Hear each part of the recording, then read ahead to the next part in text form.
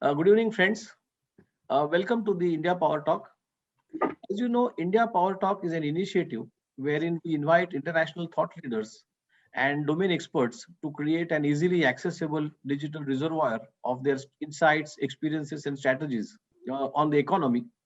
Today, I would be discussing an extremely interesting topic: global think tanks. A think tank or a policy institute is a research institute that performs research and advocacy concerning topics such as social policy, political strategy, economics, military, technology, and culture, and so on and so forth. Today, globally, there are around 8,100 think tanks, and India having 510 being the second highest number of think tanks globally. Think tanks face many challenges, including funding, technology, and measuring their usefulness and success. And to talk on this rather unusual topic about global think tanks, I have today with me very senior and distinguished Mr. Prabhu Guptara. Mr. Guptara, may I welcome to the India Power Talk, and may I initially request you to kindly briefly let us know about your interesting and equally challenging work and experience with the largest bank in the world. First of all, I should make it clear that joining this big bank, biggest bank in the world, was not my idea. It was their idea. They invited me to join them because they knew of me. They had had some experience with me. And so they never advertised the post. They never asked anybody else inside the bank or outside. They just invited me to join and to start. First of all, my responsibilities were in the area of helping the bank to internationalize. They were international in their operations. They were not international in their structure or in their culture. I see. And so I was asked to come in and help them to internationalize their culture. That was the first thing. And then in 3 or 4 years, that basic job was done. And then they asked me to be responsible really for think tanks that I had started developing earlier. Before the first job was finished. I had just started running them because I realized there were gaps in the areas that the bank was covering. These big areas that were missing, I spotted and I said, look, we should be doing something about these areas. And that's how the think tanks originally started. They started as little meetings to think about this particular problem or challenge or opportunity. So what was the purpose of these think tanks? It was to not come up with books and reports and fat things that would sit on a shelf. So the reports of these think tanks always consisted of 1 page of A4 in which the first sentence or paragraph or clause, whatever you want to call it, first item, consisted only of what is the problem or the challenge or the opportunity. Next, is the bank doing anything about it? Has the bank done anything about it? If so, dung, dung, dung, dung, these are the things we have done or not done. Next, possible courses of action. We could ignore this, we could go into it full steam, we could start with a little toe in the water, whatever. Options. Recommended. Okay. Last line, recommended. This is what we recommend. The idea was that at least 1 or 2 practical issues should come out which could be implemented. And on average, one idea in every 2 years was implemented. So how did you organize this? I mean, what was your internal team structure, or were you getting the external help? Yeah, so the external help and internal help was organized according to the topic, because it's clear that if your topic is the legal environment for hedge funds, you need guys from hedge funds. Correct. I'm not the expert in hedge funds. Yes. And the chief executive is not the expert in hedge funds. There is a unit dealing with hedge funds. So they had to be, of course, involved. And they had to delegate somebody to be involved with us in it. Would it be correct to say that you were closely working or associated with the business development of the bank? Well, business development was one aspect that could have come in depending on the topic.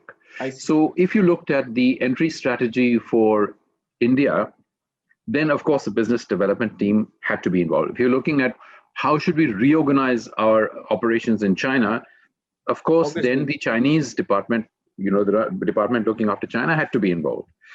If we're looking at lasers and how they are being transformed, and is there a business opportunity for us here, there is nobody in the bank looking after lasers, right? It's not our business. So we had to construct a team so that Understood. somebody in the bank was interested, and then we constructed the team mainly from outside. On the other hand, with real estate, when we looked at the globalization of real estate, the bank has real estate in important centers in the most expensive parts of the most expensive cities in the world. And each of them is within the legal context of that country, right? But there is one man or a small team sitting in Zurich, which is somehow coordinating and trying to keep on top of everything in all the real estate areas. So when you look at the globalization of real estate, you're looking at what is happening in the trends globally in real estate. How are they going to impact the bank? And what should the bank be doing in terms of responding to these global trends? And the idea, for example, was we could sell some of these properties and take them back from the seller. Part of the condition of the sale is we will take them back from the seller on rent. Got it. That way you release the capital involved. That party will redevelop the site according to what they want, and we will rent the area we are interested in. Gives us greater flexibility, reduces the cost of capital for us. But different locations had different solutions.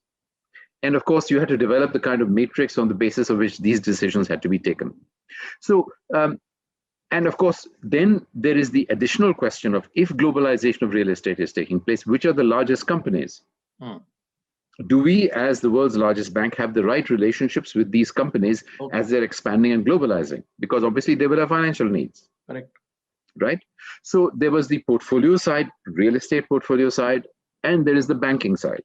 Got it. So in each of these kinds of issues, whether it was a challenge we should be careful about, whether it was an opportunity, different expertise was involved. And the job was really to bring the different expertises together so that we could really think about this subject in the round, in the whole, so that we could come up with the best solutions for the bank. Could you dwell upon the current global think tanks and their work? And maybe also you could you could speak on what are the different categories of think tanks we are looking at currently. Well, there is no official categorization of think tanks, but you could think of think tanks as being divided between private sector and public sector, if you wished. You could think of geographical categorizations, if you wish. You could think of subject-specific categorizations, if you wish. There are think tanks that focus just on politics, mainly on politics. There are think tanks that focus on economics. There are think tanks that focus on law. There are think tanks that focus on technology. There are think tanks that focus on social implications or ethical implications of things, public policy. So different kinds of think tanks are there, and some think tanks try to cover many areas, both at a global level and certainly within the United States and India, the two markets that I know quite well in the think tank space, and I would say in the UK, which is the third space that I know quite well. In these three areas, the variety of think tanks is more than adequate. India, obviously, we have the second largest number of think tanks in the world, as you were saying, and we have certainly a very wide spread of topics that is being covered by them. During the discussion, 2 weeks back, you did mention to me that the number of think tanks increased in the 80s, and then it's sort of peaked, and then it gradually came down. Could you just elaborate upon that? Well, there are no figures to show that the number of think tanks has come down, but the intuition is that the number of think tanks has come down. Why is the intuition like that? Because, as you were saying, there's more and more competition for the space from non-think tanks, number one. Number two, the amount of money that is available for this kind of activity has been going down, at least in the last 2 or 3 years. And then, of course, there is the issue of certain think tanks we know have been closed down. And if you look even beyond the think tanks, if you look to the university space, you see that universities are closing down whole departments. I see. University of London, for example, has recently closed down its entire department that looks at Latin America. I see. So these are huge steps that are being taken by major institutions to cut down expenses. And so the instinctive feeling is that the number of think tanks has started coming down and probably will continue to come down. So as has happened in most other sectors, we will find the largest think tanks continuing to prosper. We will find the smallest think tanks somehow managing to do okay and maybe producing very good work. But the middle-sized think tank will be stripped out of the economy. Do you see at a very macro level, do these think tanks converge on issues or the conclusions or their processes or No, practices? no. Think tanks are on the left and on the right. There are think tanks that pursue a very leftist vision. There are think tanks that pursue a very rightist vision. So think tanks vary in their orientation. So it really comes to the values that the think tanks represent. In your experience, how much really these think tanks make a visible difference? Some think tanks are patronized by the powerful, the rich, etc. Other think tanks are patronized by the people. Somehow they are surviving on small donations from millions of people, thousands of people, tens of thousands of people. And one group will give advice according to how their nose picks up which way the emperor wants to go. They will give, according to that, some politically appropriate advice. The other guys are not bothered about what is politically possible or not possible, appropriate or not appropriate. They will just say, look, this is the right thing, you should do it. That is the wrong thing, you should not do it. These two kinds of think tanks still exist. What, according to you, should be the agenda of the global think tank, given the current economic crisis and due to pandemic? There is a very clear contrast in the advice that is being given by different people. And the debate is really about, should we prioritize looking after people? Pandemic affects people. Should we prioritize looking after people? Or should we prioritize the economy? Now, of course, ultimately, there is no contradiction between them, because if there are no people left, obviously, there's no economy left. I think what we need to do is to bring all the experts together and run a normal kind of consultancy exercise, which is what we do in business. Because in business also, there are contradictory opinions. Yes, absolutely. One person wants to open a new market in China or in India or in Vietnam. Other person says, no, it's too expensive, politically risky, foreign exchange risk. We don't understand the culture, and all the arguments against, right? So what do we do in business? We bring all these people together. We listen to each other. We put out the arguments, and we ask people to respond to the arguments. You are against? Yes. Do you understand this argument for? Yes, I understand the argument for. What do you have to say about the argument for? And similarly, you go through a process of coming up with the best solution, which looks after both the points that are being made, because both are important. So we need global solutions, not only national solutions. Of course, we need national solutions. I'm not arguing against them. We need national solutions and we need global solutions. So we need to come up with a solution which not only prioritizes the economy and prioritizes people, but also looks after the environmental factors, because of which this disease has risen.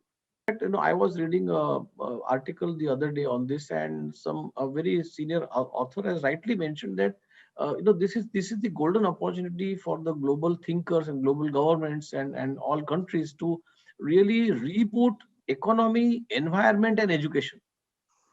All three are so basic, and we really need to bring it in line with thinking the world as one village and human being as the center point of the impact of the economy. So what, according to you, should we really, India, have its own think tanks? We have our own think tanks, I'm sure. So what should be our priorities? First of all, I think we need to be conscious, and very often we are not conscious, that we have our own national think tank. It is called Niti Aayog, used to be called the Planning Commission. The oldest existing independent think tank was created in 1930. It's a little later, in 1930, and that was the Gokhale Institute of Politics and Economics, which is actually our oldest existing think tank. It has existed for 90 years, so it's quite old, quite ancient, quite well established, in Pune. Now, it started with great energy, produced very good work. A book every year. It was a tiny think tank, and it produced one book every year. But slowly, the research productivity has declined. Now it is a deemed university. It's not only a think tank, now it's a deemed university. Of course, it's a small university, but it's a university. You know how many books they produce every year? You know how many books they produced in the last 35 years? They produced 6 books in 35 years. So you can see productivity has declined. So we need to understand why it is that productivity declines, whether in the case of the Planning Commission or in the case of Gokhale Institute. Why does productivity decline? Well, someone with entrepreneurial energy and the right connections and the right resources sees an opportunity and says we should start something. And he or she somehow succeeds in starting something. Other people say, oh, that's a good idea, I should join. And they come with the right missionary zeal to start something new, right? And they are very productive. But slowly over time, these guys get old. Slowly over time, these guys get tired. Slowly over time, these guys die. New people join. Why do they join? They don't join necessarily because they want to be highly productive. Some of them join because they're lazy and it's a nice job. You know, you can sit and make money and they have a comfortable life. Other people join actually to exploit the institution, not only to have a comfortable life, but to exploit the institution for their own benefit. So slowly over time, these time servers, what I call time servers and rent takers, come in and occupy places. I'm not saying, by the way, I'm not saying this happened to Gokhale Institute. But I'll tell you that happens across. It happens across. It happens across. Happens across all institutions I have seen. Yeah, no. But this is no. But this is the point I'm making. It does not happen across all institutions. And I'm giving you an example from think tanks. Our second oldest think tank is the Tata Institute of Social Sciences, TIS. Correct. Yeah. Tata Institute of Social Sciences has not declined in productivity. If you look at Tata Institute, it is flourishing. Yeah, it is producing good work. You know, by 2030, we will be the youngest populated country. What would be your, message? What would be your one thought to the young generation? No, you know, our biggest priority, our biggest need is job creation. Job creation cannot be done by government, and job creation cannot be done by companies. So you say, who's going to create jobs? In the modern world, jobs are only created as people with ideas create new companies. And as new companies then grow. That has 2 minimum criteria for success. That strategy has 2 minimum criteria for success. First of all, a population that is educated and trained to be entrepreneurial. You know, in the new education policy, the NEP 2020, which is being announced just 15 days back, that policy has a comprehensive chapter on how do we bring entrepreneurship education or skill sets in the education, in the mainstream of education system itself. Our problem as a nation is we have no shortage of ideas, good quality ideas. Our problem is always implementation. So your point was that we have to inculcate entrepreneurial education or entrepreneurial mindset. With work ethic for the top as well as for the bottom. That is the basic level of education of our people has to go up. Till the basic level of education of our people goes up, we will never be able to create an entrepreneurial country. First thing. Second thing is, actually, even if we take the entrepreneurial ideas that are there right now, we can do with many more, but even if we take the entrepreneurial ideas that are there, we do not have the ecosystem by which we can nourish these ideas. We don't have it. Somehow, some of us have access to money abroad and we can go and get it. Great. But we do not have our own ecosystem. Yeah, there are 1 or 2 funds, I'm aware of them, but basically we don't have our own ecosystem for it. So in addition to creating the entrepreneurial and hardworking workforce, we also need to create the entrepreneurial ecosystem, which can find ideas, finance ideas, take companies that are small to the next stage, take companies that are medium-sized to the next stage. This we do not have. Great, Mr. Guptara. Thank you very much for your valuable time, insights, and experience. It was a pleasure talking to you.